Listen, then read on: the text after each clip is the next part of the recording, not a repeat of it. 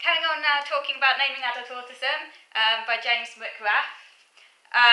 So in the previous video I was talking about Oryx and Crake, which is one of the novels that James McGrath talks about in a book as like propounding rather damaging stereotypes about autistics as all being like really obsessed with numbers, really good at numbers, and not being interested in the arts and humanities, now damaging a stereotype this is in terms of like not, you know, because it doesn't represent the diversity of autism and kind of dehumanises autistics by suggesting that it can only be that they're just like all autistics are just like this, when actually autistics are human just as everyone else, and all humans are different, and all humans are different personalities.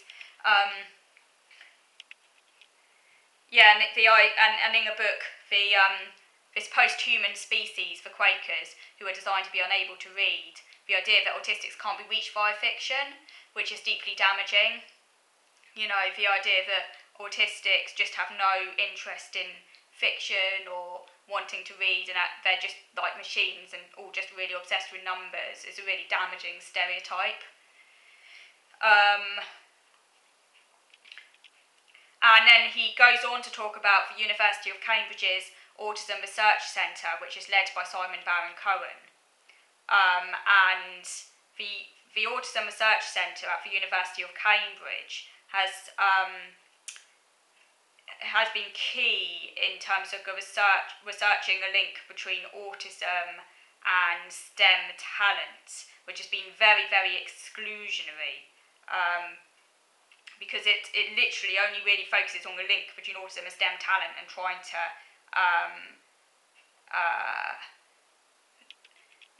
just doing endless research into the links there, and it's been key in terms of developing the autism quotient, which is used as a screening questionnaire. And 4 statements on the autism quotient directly involve numeracy and 4 literacy. So, for example, they ask whether or not the person is fascinated by numbers or dates, and how good they are at remembering phone numbers, or dates of birth. And then the questions on literature, such as whether or not they find making up stories easy. And there's even one that says, I don't particularly enjoy reading fiction. If you answer in the affirmative to that you don't particularly enjoy reading fiction, you automatically get a score on the autism quotient. So these heavily biased questions that are biased towards the STEM subjects automatically mean that autistic people who do not have so much of an interest in STEM subjects will by default then get a lower autism score. And this is deeply discriminatory and it's very troubling, in fact, because it's going to discriminate against autistics who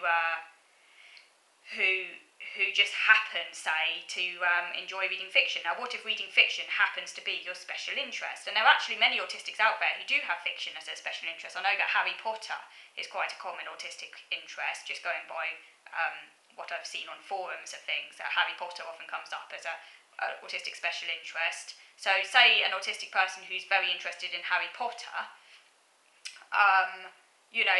that's fiction, isn't it? So that might lower their autism quotient score. And if you've got dyscalculia like I have, and problems in numbers and things like that, that could also lower your autism quotient score. So numeracy itself has been conceptualised as an autistic trait, James McGrath says, in its own right, while literacy is conceptualised as being non-autistic. Deeply ironic that James McGrath, the author of this book, he's autistic, he's got a diagnosis, he's senior lecturer in literature and cultural studies at Leeds University, which is ironic. So literature happens to be a special interest. Indeed, literature is one of my special interests as an adult. And also the way that the autism quotient was put together is also quite was also very biased and arguably quite unscientific, in fact, because the test was, the autism quotient was trialled on 840 Cambridge University students, 454 in the sciences, 276 in the humanities, and 110 in the social sciences. So the vast majority were in the sciences, in the STEM subjects. So there's a sort of tautology here, a sort of very circular kind of reasoning going on, which, it becomes a kind of self-reinforcing kind of feedback loop.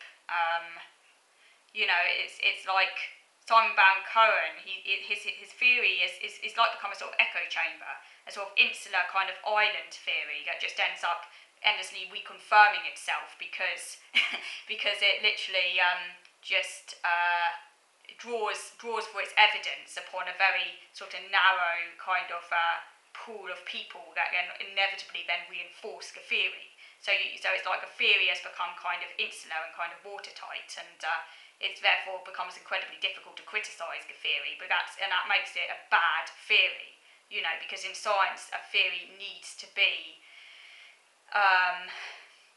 it needs to be falsifiable. But you can't really. It's very difficult to falsify Simon Baron-Cohen theory because of its insularity.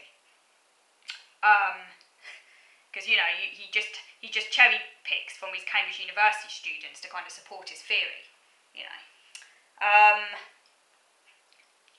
And as I mentioned earlier, and James McGrath emphasises in the book, given a difference in how the questions relating to numeracy and literacy are scored and ignored respectively, it is not an unbiased group of controls. Because the scientists in the group ended up scoring the highest. So if you are a scientist, you are going to get a higher AQ score just because you are a scientist, regardless whether you're autistic or not. I mean, my uncle, who's a physicist, he's not autistic, but he's a physicist, or he's very good at physics and things like that, and he does work in science as a living. He would get a really high AQ score just because he's a scientist. Whereas me, being autistic, but because I have dyscalculia, and because my special interest is more in the sort of language areas in the humanities and philosophy and things like that, my AQ score, my AQ score is still in the autistic range, by the way. When I did it, it was around like 38, that sort of range. So it's in the autistic range, but it's lower than say some other autistics because I have dyscalculia. Not because my autism affects me any less than them, but because I have dyscalculia, it lowers the score.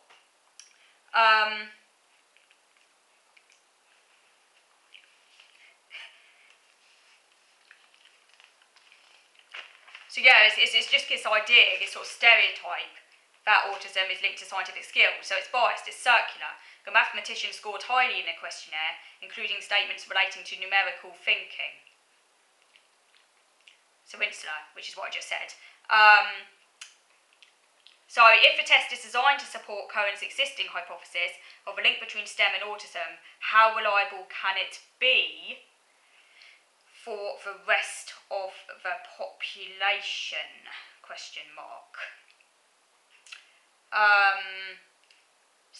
Repeating certain theories or findings to such an extent that studies risk presenting autism in terms of sameness at the expense of diversity, which of course is deeply dehumanising. It's a reputed scientific, big air quotes there, is it really scientific, tool for measuring autistic traits in any adult was actually created to establish a link between autistic tendencies and STEM subjects. So should this be used as a screening tool?